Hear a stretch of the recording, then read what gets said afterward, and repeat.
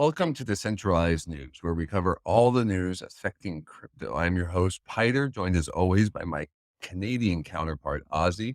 We have some breaking news this morning, so let's jump right in. Crypto exchange Binance and founder CZ sued by the CFTC over unregistered derivatives product. The U.S. Commodities Future Trading Commission, CFTC, sued Binance and CZ. The suit alleges the company knowingly offered unregistered crypto derivative projects in the U.S. against federal law. It also alleges that the company, under CZ's leadership, directed its employees to spoof their locations through the use of virtual private networks or VPNs. The filing pointed to internal chats between Binance employee, including Samuel Lim, he's mentioned a lot, the exchange's chief compliance officer, who is also a defendant, where he appeared to direct an employee to ask U.S. customers to hide their location. The CFTC is also officially charging Binance with violating laws around offering futures transactions, illegal off-exchange commodity options, failing to register as a future commissions merchant,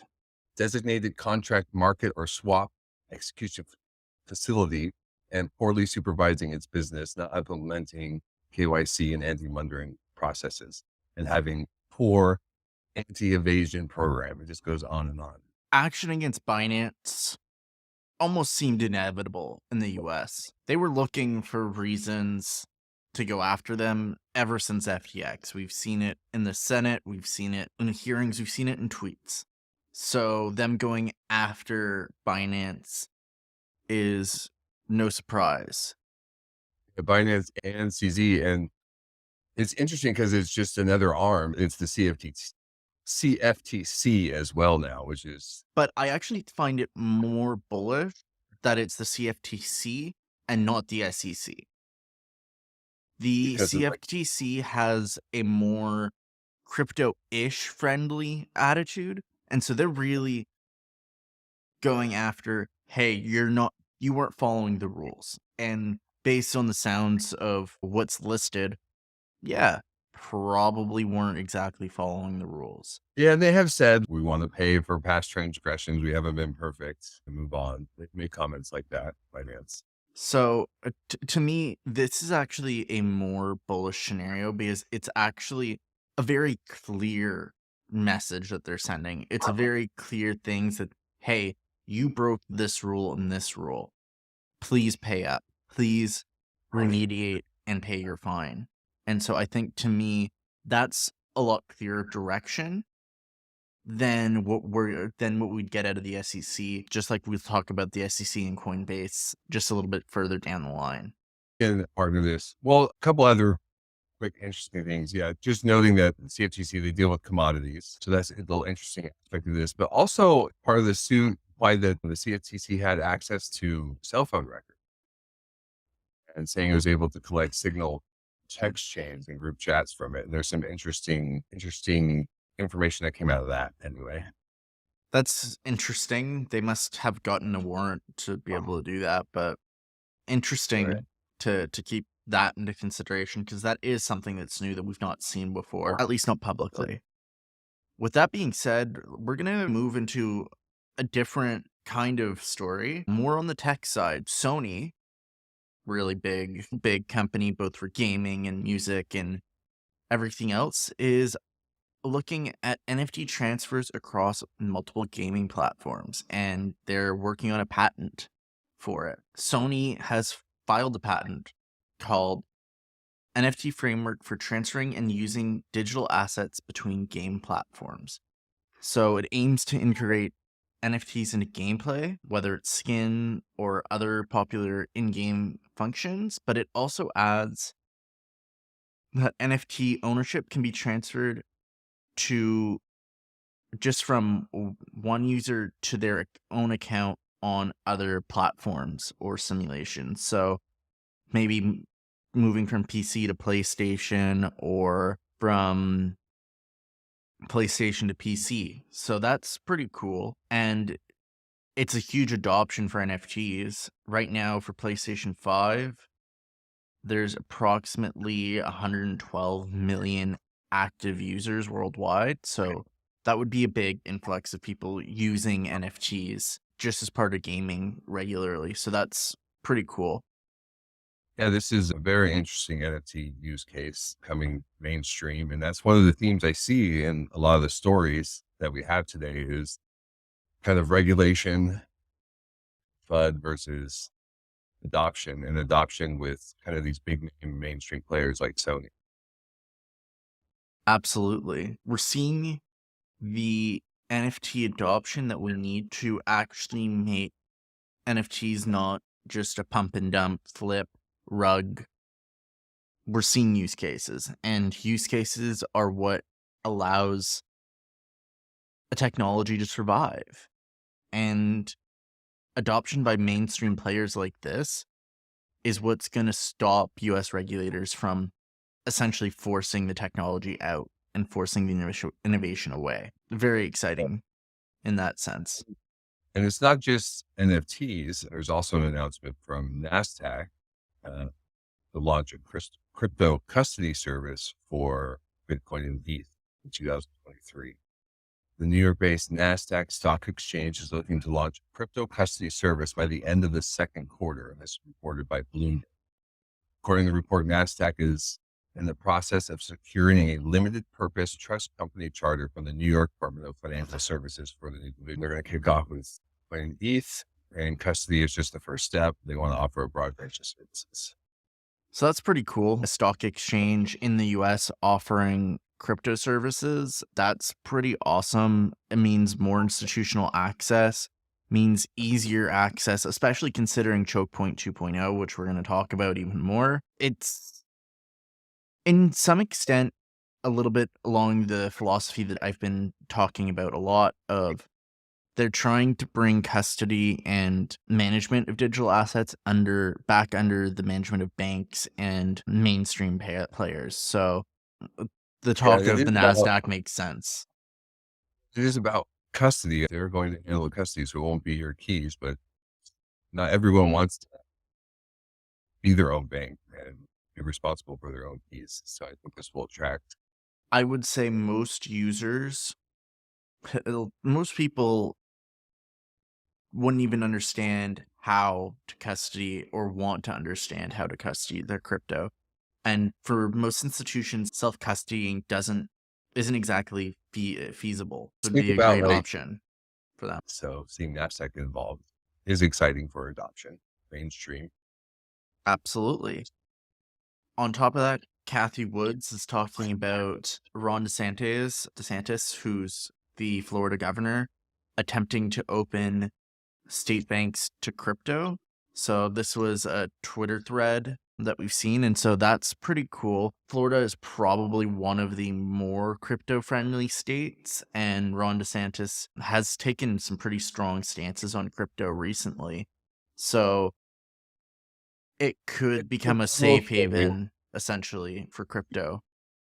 She's pretty clear that she's just heard rumors. She doesn't know if it's true, but it was exciting to mention, I think. And it's plausible. I could see Ron DeSantis taking a stance like this.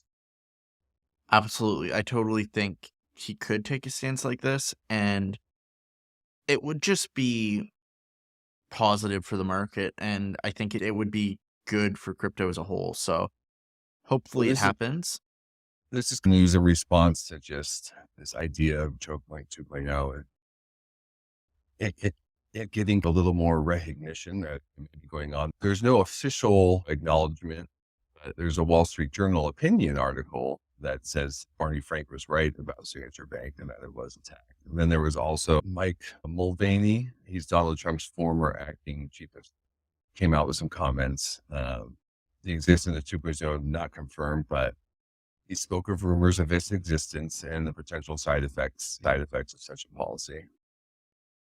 Yeah, people are recognizing what seems to be pretty systemic action by the US government against crypto and crypto access. And so it's bringing up this debate of, yes, protect us, but do we have a right to the market?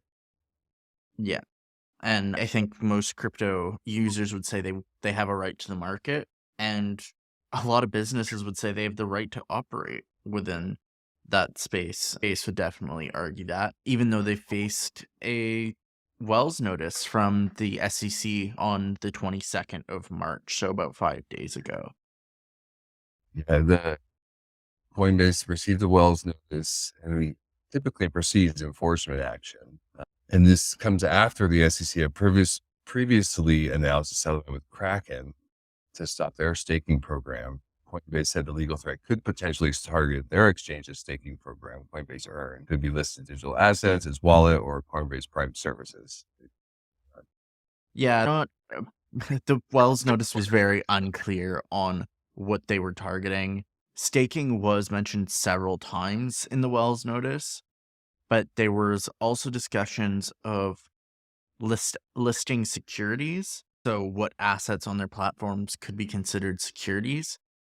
But I think the more interesting thing is comments that have been made by its legal counsel and Brian Armstrong, which essentially calls the SEC out on what they've been doing.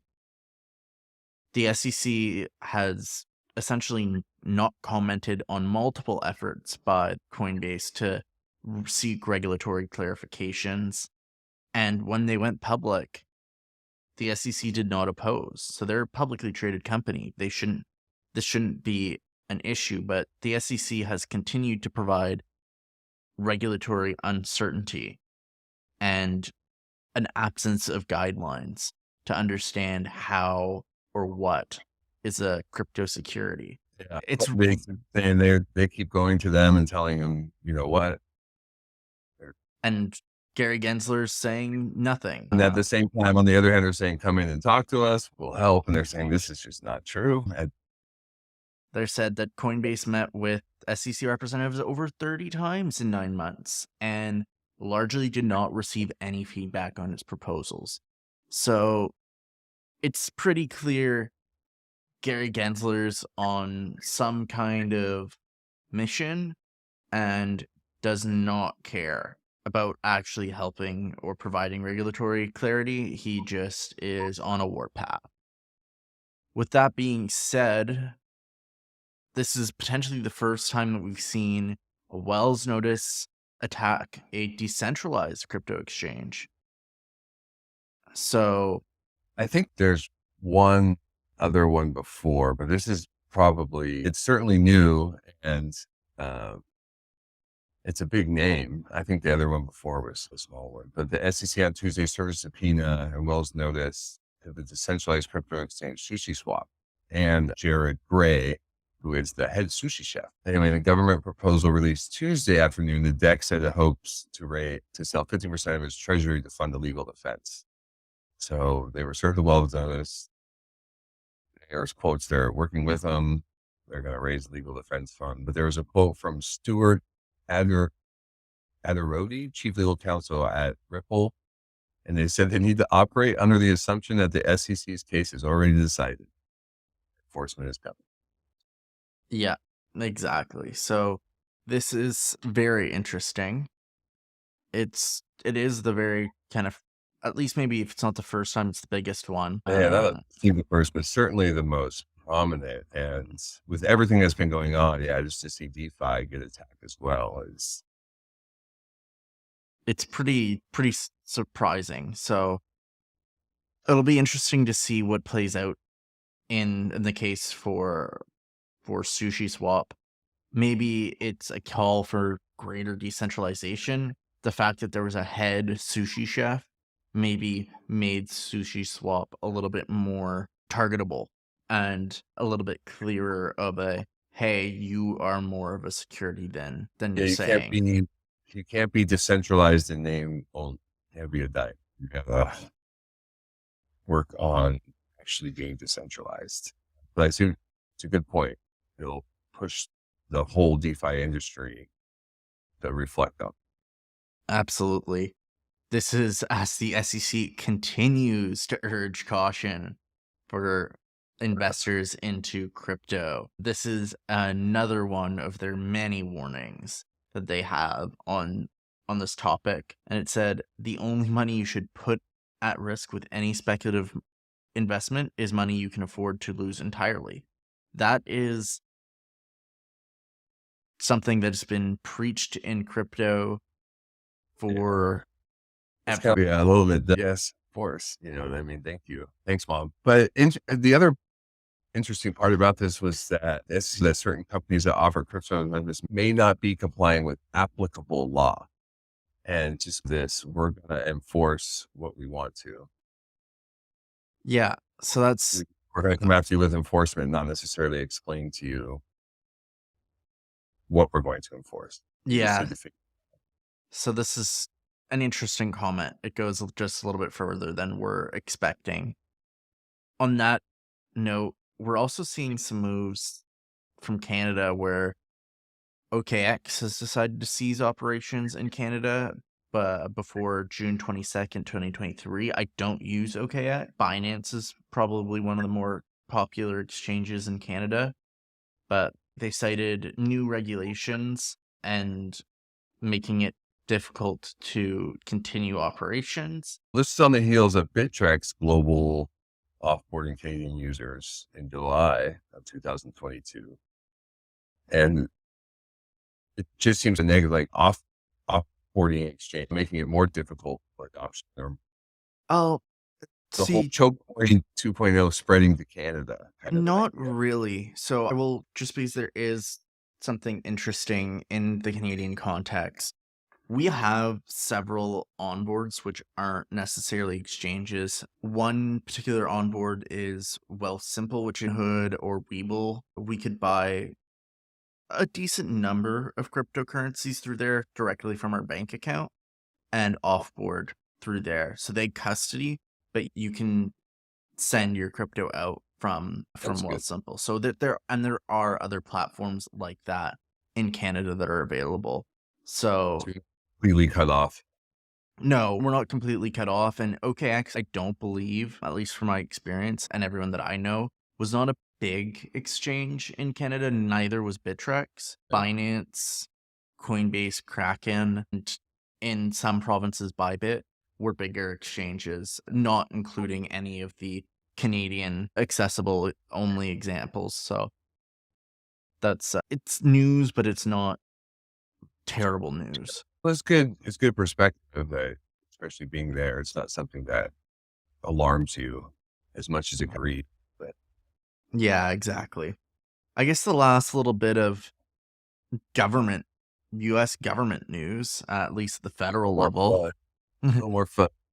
is the U.S. government has published a new 500-page economic report. This was released by Joe Biden, the U.S. president, and Bitcoin was mentioned 75 times in the report. And the report really denigrated and attacked Bitcoin and really promoted a central bank digital currency, or CBDC, as the better solution. So something important to take notes on, he's really sending a pretty clear message, and it really demonstrates Chokepoint 2.0 when it's in the US president's reports, even talking about how bad Bitcoin is and how good our CBDC is. It shows everything I said about a lot about this and hypothesizing that this was going to be the case. And as we get into some of these other stories, there seems to be a really growing clear divide between the parties in the United States as far as which one will be more supportive of crypto just in general. I hope that doesn't remain the case, because I think a lot of crypto voters will be single issue voters and they would vote for either candidate. So Democrats can always change their tune, and it doesn't speak everybody. So I don't want to make too broad of an assumption, but there are Ron DeSantis, Ted Cruz, Texas in general. There's an article about a Republican congressman putting a bill forth that we'll get into. But yeah, it'll be interesting to see how this plays out, especially going into an election, a presidential election year. Yes. We'll mention, it's very funny that they're fudding Bitcoin. when the US government currently holds 205,515 Bitcoin, worth about $5.6 billion right now. Yeah, this is according to a 21 shares research. I thought that was really interesting too. That's 1% of the supply. Yeah. It's more, just to give a little context, MicroStrategy, I think they have around 130,000 Bitcoin. They recently bought more, so that Yeah, I think I saw that out of that report, but roughly around there. They have a good chunk more than even MicroStrategy. They're one of the biggest holders. Yeah, so we're seeing some pretty interesting actions. Are they just trying to hold? Do they not want us to have access to that Bitcoin?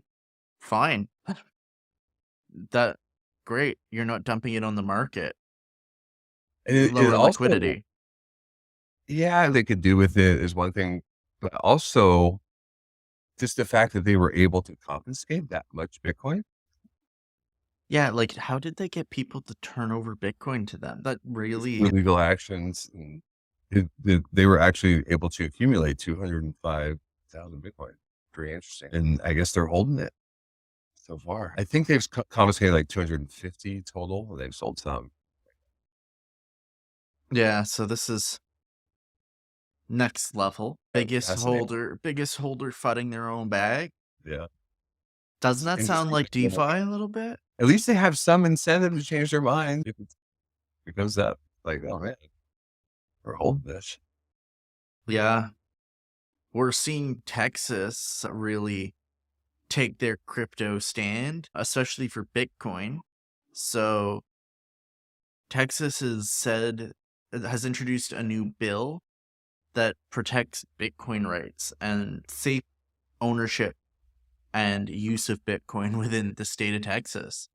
So that's pretty cool. This document is a fun read if you can get your hands on it. It's just really inspirational. But just to give one quote from it, and there's a bunch like it. Texas citizens shall always feel free and safe in their ownership and use of Bitcoin in the state of Texas. It just makes a lot of very clear declarative statements like that. Pretty awesome. Yeah, that's pretty awesome.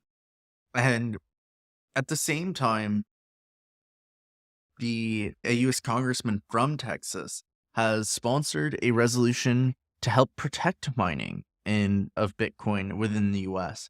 and stating that it aids the U.S. in attaining their energy and economic growth goals. So I think this is a very positive stance to see from a state congressman, because it does follow some of the discussions that we've had about Bitcoin mining in the past. Big nuclear projects that are capturing natural gas off gas are all using that to mine Bitcoin, and so reduce CO2 emissions, build massive energy projects, and so therefore help build more renewable capacity within the grid.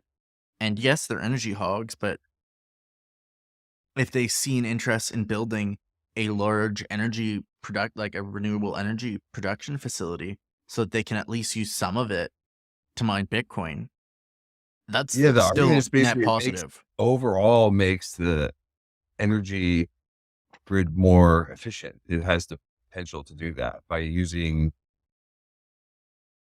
giving value to the energy, more value to the energy, but also using, like things like methane gas or harder to reach or that burn off type of stuff. There's so many potential benefits, and it could yield an explosion in innovation. And so the United States has to grow, but also become energy independent, but also become more ecological. And Bitcoin should help that. Heard it.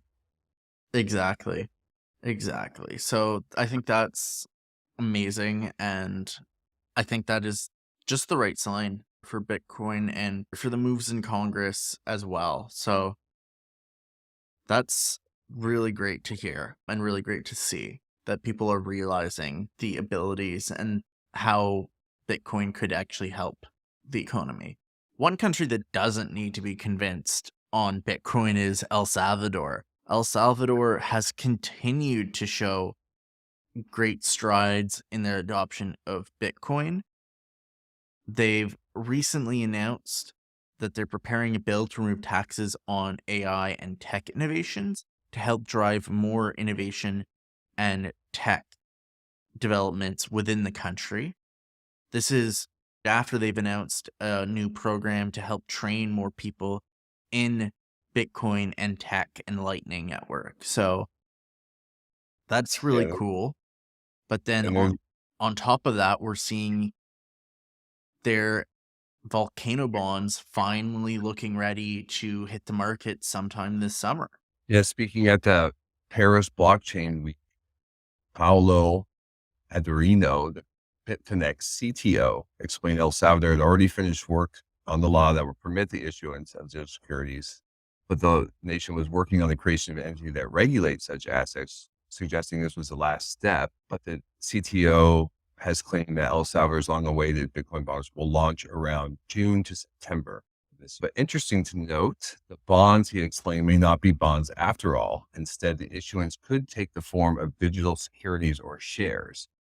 There's a quote here. The feedback we had from potential investors is that they would like to see them more akin to digital shares of an energy company operating in El Salvador or a BTC mining. That's pretty interesting feedback. We'll see what happens. I was pretty game on bonds that just to see that implementation take place, but I guess there was an argument that because interest rates were higher, it was not a bit attractive because you can get such a good, better rates. fair enough. But we're still seeing other adoption. Tech giant Fujitsu, who is a big tech giant in Japan, has said that they're actively exploring crypto service offerings. So Yeah, I think it's Fujitsu, the Japanese technology company, recently made a significant move, filing an application for a broad range of banking, finance, and cryptocurrency related services. They submitted a trademark application that covers a range of financial services, including currency trading. This is interesting because this is a tech company coming into finance. So interesting. There was also noted in this FINMO report that Fujitsu is working on Japan's most prominent research institute, RIKEN, on developing Japan's first quantum computer. Thing to note because quantum computing is considered a potential existential threat to even the most robust cryptocurrencies. So this is an interesting little angle inside the story. So this is a tech company coming into finance, working on Japan's first quantum. very interesting. Yeah. So keep an eye on them, see what's going on. Another interesting story is we're seeing international real estate giant Novatel tokenize a new hotel and residential project in Georgia. So they're part of the Acker Group with a presence in more than 110 countries. And they're among the most well-known and powerful in the hotel and real estate industries. And so they partnered with technology firm Del Norte to use blockchain technology to launch a new initiative that will enable it to disrupt the industry and fragment real estate investment. So that's tokenized real estate is something that has been actively discussed many times within DeFi and crypto as a whole. So this is pretty cool. And it actually follows news that I've seen on Twitter of another home sale being done as a tokenized sale by a different company though. So this is pretty interesting. Tokenized real estate is taking a forefront in all of crypto. We're also seeing German banks take a huge stand with over 1,200 German banks now offering Bitcoin trading to their retail and customers. So that's another big adoption story with Germany taking a big forefront. And Coinbase is continuing to make headlines by donating to pro-crypto candidates in the US election. This came a day after Brian Armstrong received that Wells notice on behalf of Coinbase, and he has signaled their intention to support pro-crypto candidates. So Coinbase really putting their money where their mouth is and trying to help urge grassroots efforts towards supporting crypto. Yeah, they're encouraging grassroots efforts, and like you said, they're going to put their money where their mouth is. They're going to both encourage their users and donate.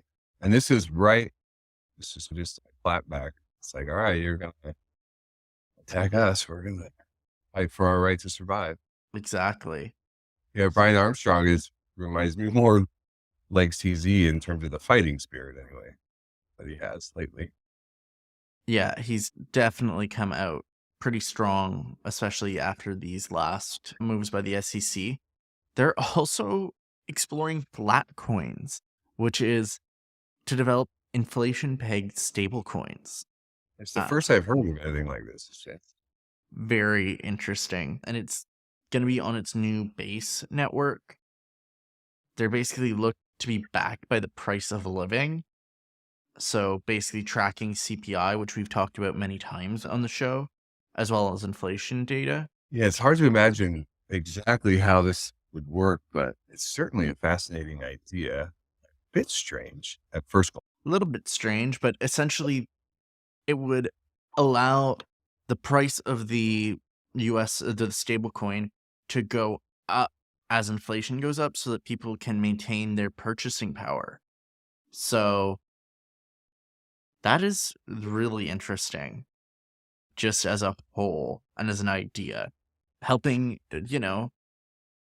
US inflation on the US dollar essentially erodes purchasing power, whereas Coinbase is trying to find a way to maintain purchasing power. So that's really cool. Yeah, it's interesting to see what they're going to build on base network. This report where flat coins came out, they also urged developers to formulate on-chain reputation systems, an on-chain limit order book, and tools to make the DeFi ecosystem more secure.